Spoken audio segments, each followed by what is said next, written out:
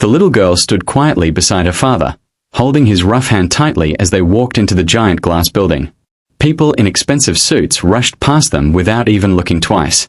Her father's old boots made soft sounds against the shiny marble floor, and his faded jacket looked painfully out of place among the polished offices and luxury decorations. But he kept walking, because he had no other choice. 3 months earlier, Daniel Carter had buried his father after a long battle with cancer. Along with the grief came something even heavier: unpaid bills, overdue rent, and a handwritten notebook filled with names and debts. One name was circled twice: Mason and Reed Industries. According to his father's notebook, the company owed him almost $80,000 for construction work he completed years ago. Money he never received. Daniel didn't want revenge. He just wanted enough to keep his daughter safe and keep food on the table. "Dad," little Sophie whispered nervously, "what if they say no?" Daniel forced a tired smile. "Then we'll figure something else out." At the front desk, a young receptionist glanced at Daniel's worn clothes and immediately frowned. "Can I help you?"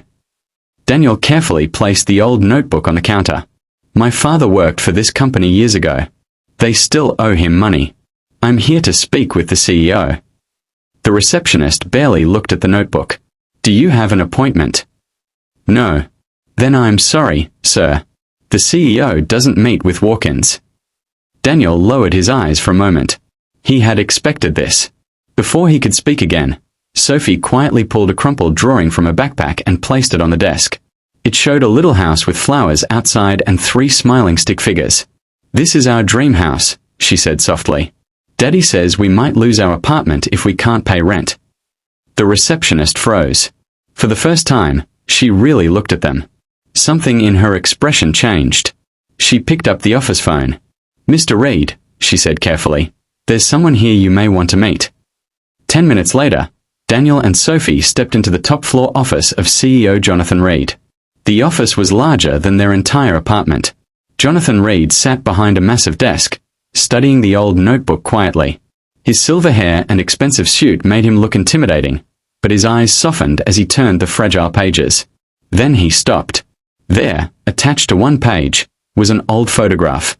A younger Jonathan Reed stood beside Daniel's father at a construction site. Both men were smiling proudly in front of a half-finished building. Jonathan stared at the photo for a long moment. "Your father was Henry Carter?" Daniel nodded. "Yes, sir." Jonathan slowly leaned back in his chair. "I haven't seen this picture in 20 years. His voice had changed completely. "He saved this company." Daniel looked confused. Jonathan stood and walked toward the giant window overlooking the city. 20 years ago, this company was collapsing. Investors were leaving. We had one final project that needed to be completed or everything would disappear. He paused. "Your father worked day and night to finish it. When we ran out of money, he kept working anyway." Daniel swallowed hard. "My father never talked about it." Jonathan gave a sad smile. "That sounds like Henry." He returned to his desk and opened a drawer. Inside was another photograph, the same construction site from years ago. "I promised your father I would repay him once the company recovered," Jonathan said quietly. "But shortly after that project, I lost contact with him. By the time I searched for him again, he had moved." Daniel's hands tightened. "We struggled for years," he admitted softly. "Mom passed away when I was young. Dad worked every job he could find." Jonathan closed his eyes for a second, clearly carrying the weight of regret. Then his eyes moved toward Sophie, who sat quietly coloring on a notepad. "What's your name?" he asked gently. "Sophie." "And what do you want to be someday?" She smiled shyly. "A teacher." Jonathan nodded slowly. "My mother was a teacher." The room became silent. Finally, Jonathan opened the notebook one more time and sighed deeply. "The company owes your father far more than $80,000. Daniel blinked in surprise. "What?" Jonathan pressed a button on his desk. Within moments, his assistant entered. "Prepare a payment transfer immediately," Jonathan ordered. $200,000. Daniel nearly stopped breathing. "Sir, there must be some mistake." "There isn't," Jonathan replied firmly. "Your father gave everything to help build this company. I should have found him sooner." Tears filled Daniel's eyes, But Jonathan wasn't finished. And there's something else. He slid a business card across the desk. I've been looking for someone honest to manage our community housing projects. Someone who understands struggle and hard work. He looked directly at Daniel. I'd like to offer you the position. Daniel stared at him speechless.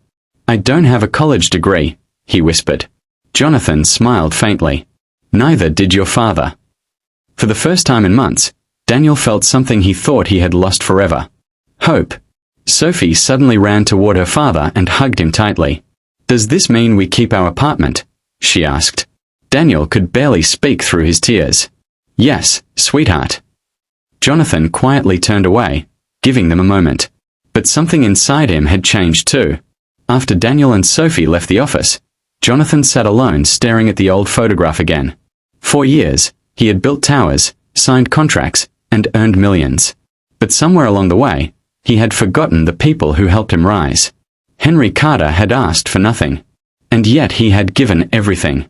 That evening, Jonathan created a new company foundation in Henry's name to help struggling families pay rent, medical bills, and school costs. Because kindness has a strange way of returning when people least expect it. A man who once worked unpaid to help others had unknowingly changed lives decades later, including the life of a powerful CEO.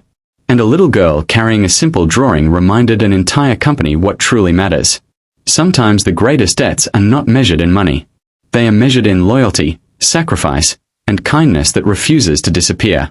So if someone has ever helped you during your hardest moment, never forget them.